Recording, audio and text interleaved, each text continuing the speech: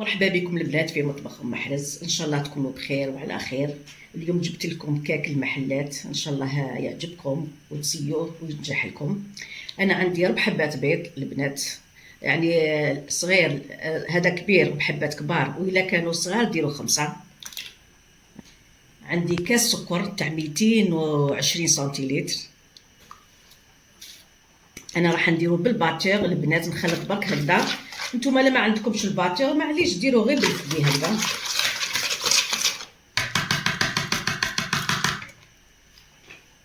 ماشي شرط الباتور، كاين اللي ما عندوش تخلطوا غير بالفدي. بعد ما خلطتو درت السكر، درك نديرو الحليب. انا عندي الحليب دافي البنات، الحليب دافي. سمحوا لي ندير دوكا مغرفه لافاني نسيتها، مغرفه لافاني ونخلطو.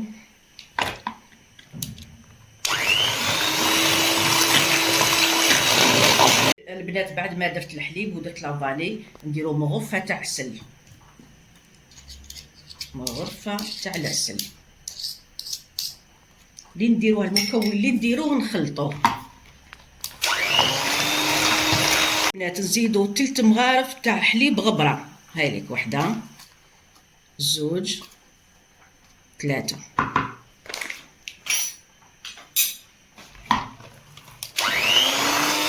بعد ما درنا الحليب دوك نديرو الزيت، وانا الزيت ما عمرتوش، ناقص 2 دوا، هايليك درك نديرو غير هكذا، غير بالعقل كل خيط هكذاك حتى يتكمل لنا كامل.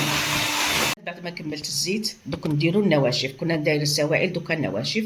نديرو كاس تاع فرينه ونزيدو تاني، ونديرو 2 تاع الخميره،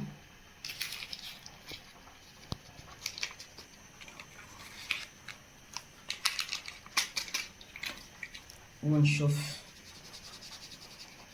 بعد نشوف نخص لا خصنا نص ولا ربع ولا نكملوها كامل.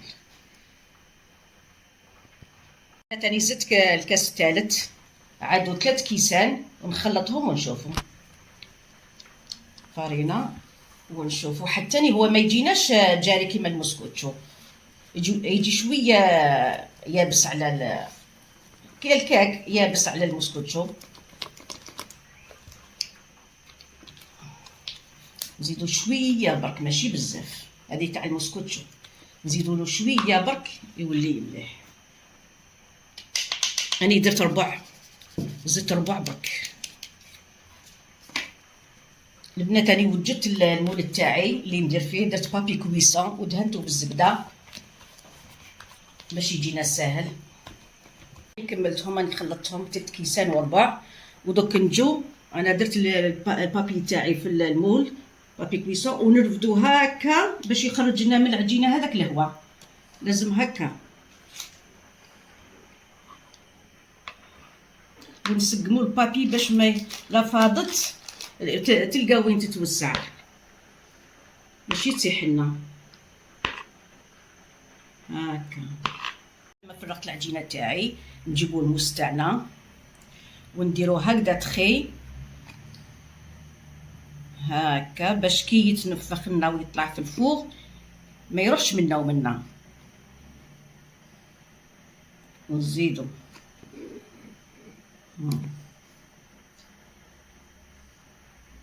باش نديرو دوكا الكاوكاو. انا عندي شويه كاوكاو ايفيلي، نتوما واش عندكم ديروا اللوز ولا بيستاج، واش عندكم ديروا لوز حب هكذاك. انا عندي هذا كاوكاو ايفيلي درتو.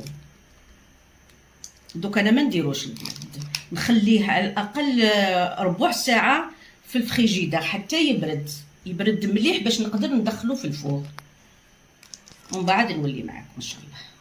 البنات هاو الكيك تاعي بعد ما طاب لي كيما قلت لكم، انا درتو في الفريجيدار تاعي ربع ساعه. كنت ديجا انا شعلت الفوغ تاعي على 180 درجه، غير خرجته من الفريجيدار درتو في الفوغ تاعي غير ندخلو ونهبطلو على 160 درجة، ما نخلوش هكداك عالية، يعني درجة عالية. ومن بعد كنخليه 45 دقيقة حتى لساعة وهو يطيب.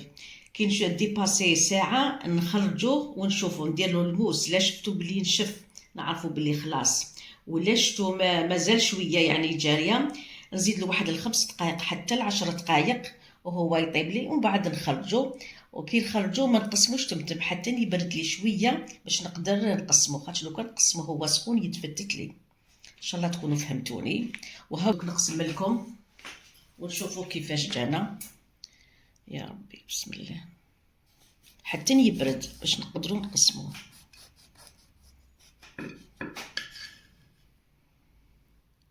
هاوليك البنات،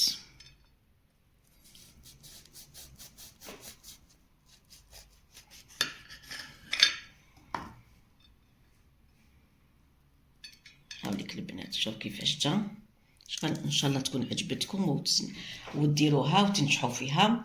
من قبل ما نكمل الوصفه تاعي نجاوب على واحد الاسئله. كانت واحد المشتركه وظنها من وهران، فوزيه من وهران، كانت قالت لي طاطا هذوك المشتريات اللي شريتيهم ليتيكات هذوك وين لصقتيهم؟